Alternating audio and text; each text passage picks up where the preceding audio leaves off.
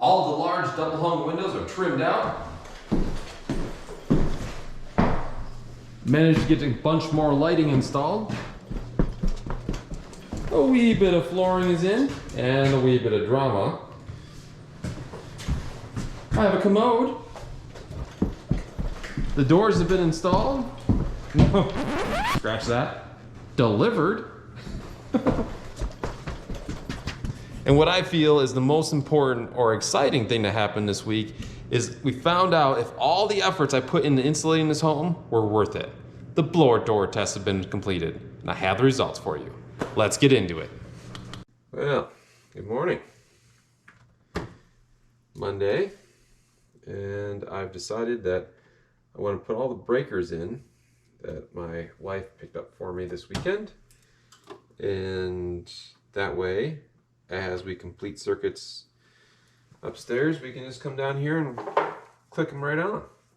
Now this is where having your ledger already written out and ready to go. I have the breaker size written next to it and the names for it so we can label the panel later. But now we know where the 15 amp or 10 amp or 20 amp breakers go. And yeah, makes it super simple. So I just found a box that had a bunch of three-way switches in it that are also dimmers. So I have 4 three-way dimmer switches, which means I can do the kitchen here, living room, dining room, and a primary suite. But I mean, this is a couple $100 right here. Especially if you had to hire, an electrician. All right, go grab my ladder and everything else. And yeah, it's done. Well, bad news. None of those dimmer switches worked. Oh man. Not sure why.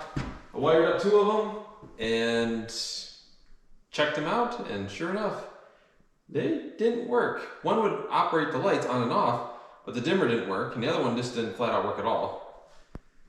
So I tried 2 more, and yeah, none of them worked. I was racking my brain. Did I wire it up incorrectly? No. I went ahead and tested them with the little, ohm meter, and sure enough, those switches were dead. Well, the switches, they didn't really work out for me. So I came up with a different little project to finish up. We have to get dark to find out. And outside.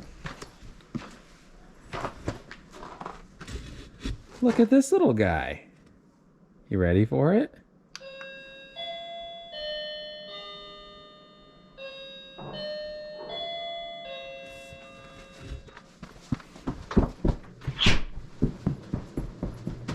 That's right.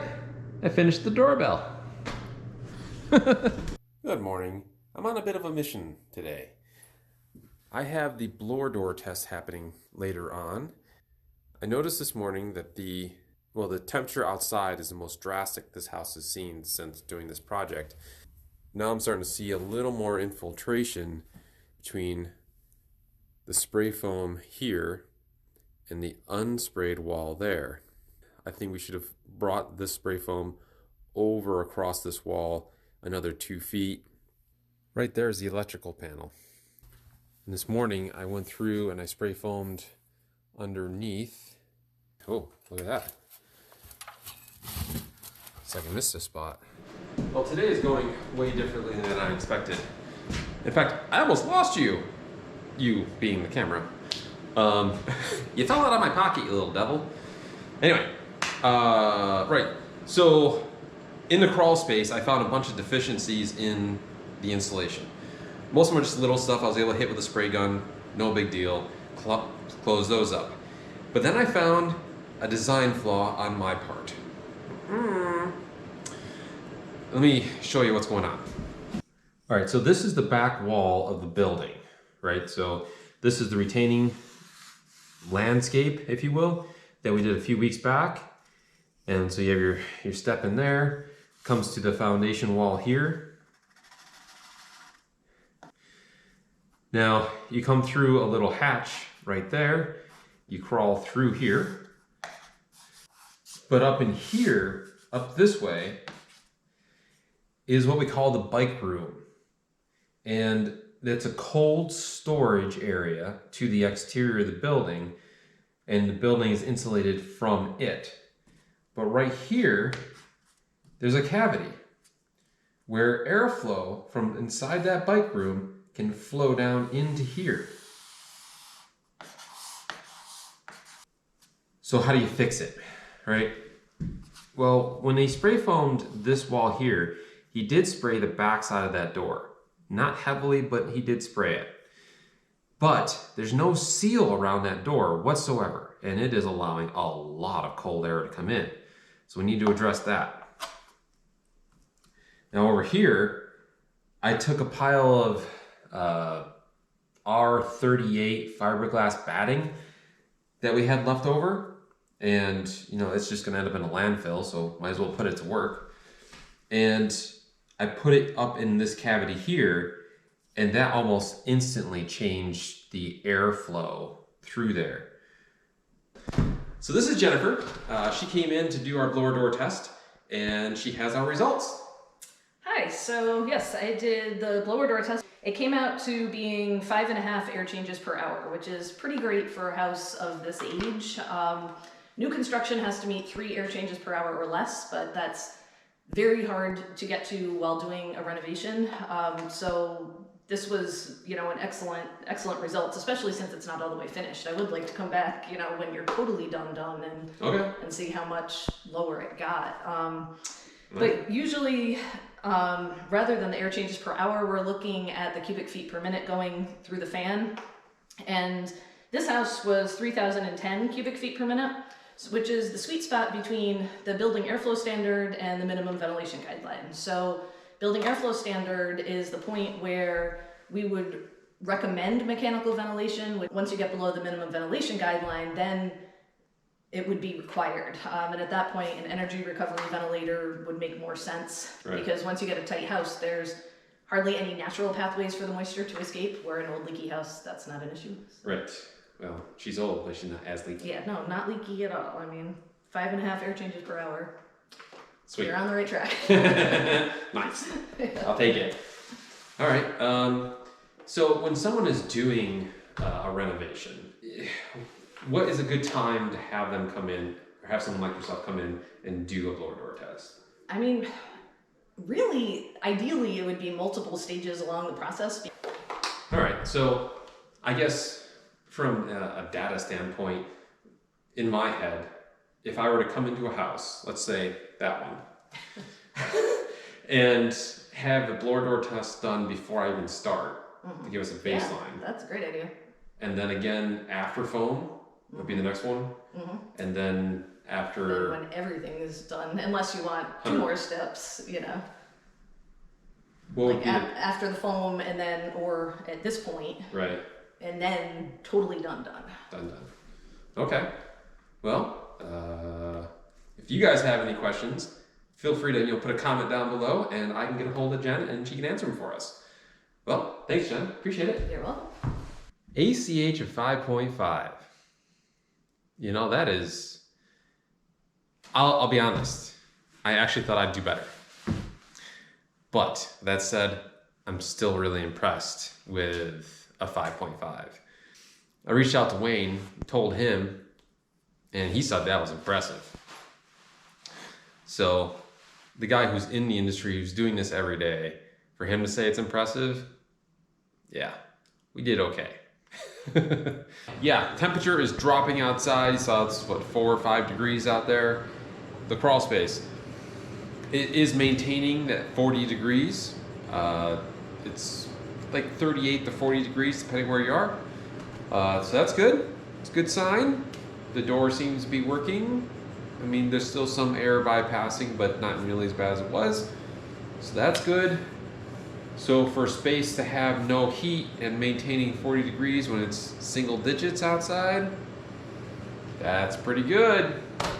So I want to talk a little bit more about the ACH. An ACH of 5 indicates a semi-airtight home and is favorable is a favorable result for older homes. And we're at a 5.5. So that's pretty darn good. ACH readings of 6 to 9 indicate a moderately leaking home. Okay. ACH readings of over 9 indicate a very leaky home. Okay. I am done cleaning up for the day, so I'm gonna get out of here. I'll see you tomorrow. Today's gonna be all about trim. We are gonna do production trim today. What does that mean, Sean? Well, I'm glad you asked. Production trim is when you have multiple windows that have the same dimensions. So 2x4, 3x4, whatever they are. Get the number of all of them, and then you build your window packs for all of them. The jamb extensions, those are all specific to the individual windows, so that's different. But we'll do the jamb extensions first, and then run around and make the window packs. So it's gonna be the casings and the head. Put all that stuff together and bam, bam, bam, bam, bam, bam, bam.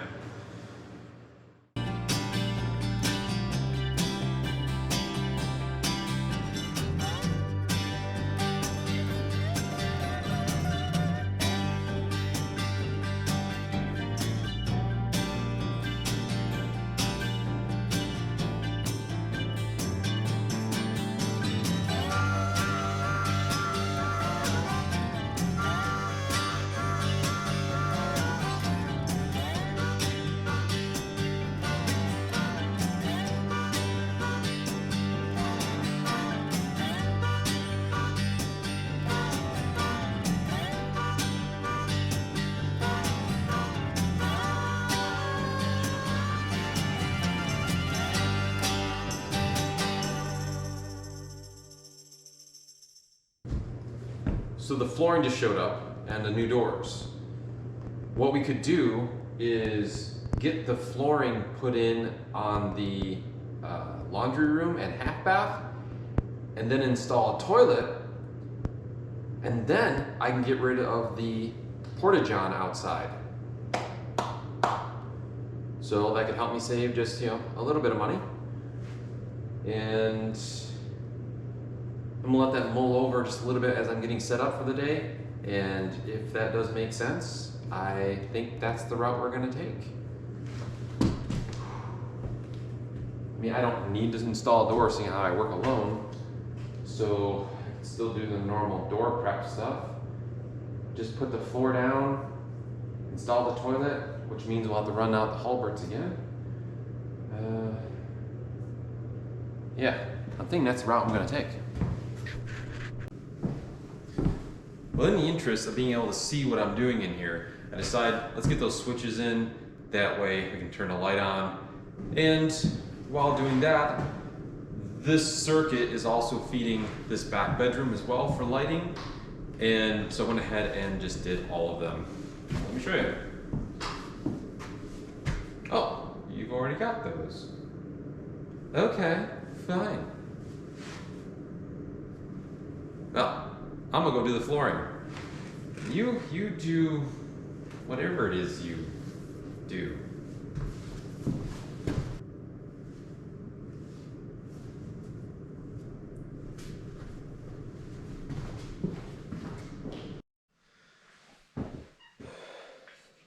Good news, bad news.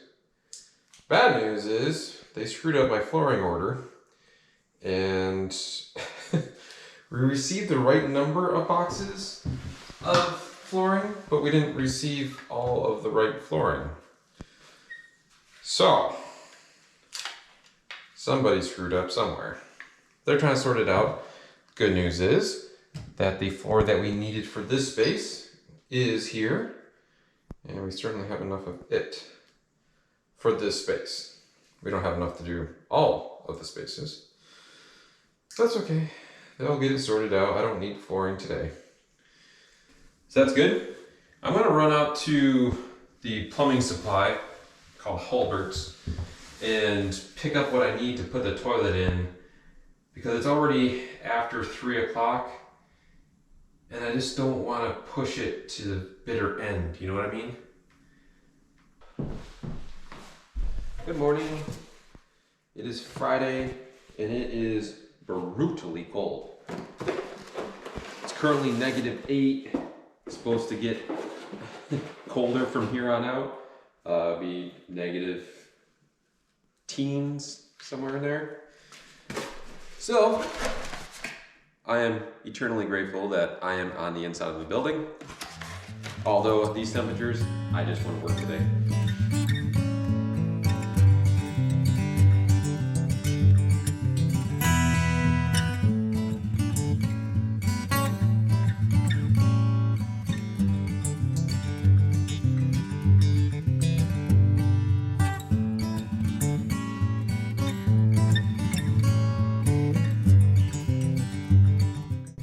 So as I was scraping this off and cleaning this section out, I noticed that my blade went in pretty deep.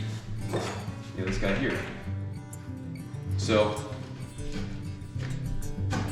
push over here. Yeah. So that told me that there was a cavity there. So I went ahead and strike I cut a line through here, and yeah, look at that big old gap there. Now I should have caught that. Honestly, I know that these windows, these are the 400 series, they're built in with a slope on them, and they have cavities underneath them. That's just the way that they're designed. I should have caught that. Going through the motions, I didn't. But, you know, I caught it now. That's fair, isn't it? So we'll go ahead and cut the rest of this out and have a look at it.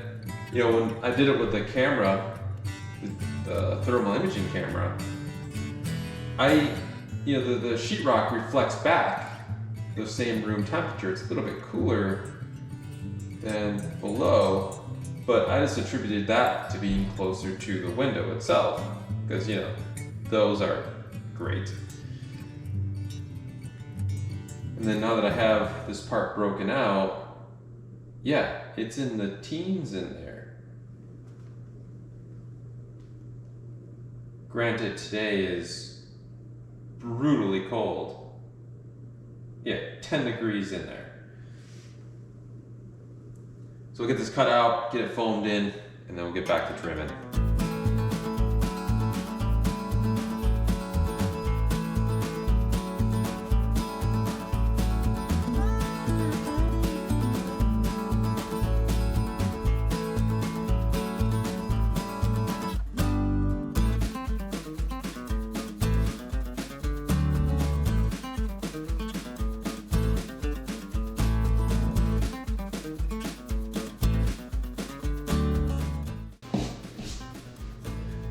Now I was just thinking, you know how typically in most of my videos, because all of you who watch these have been following along pretty much all the way through, I can't help myself but do how-to sections in each of the videos and have them embedded.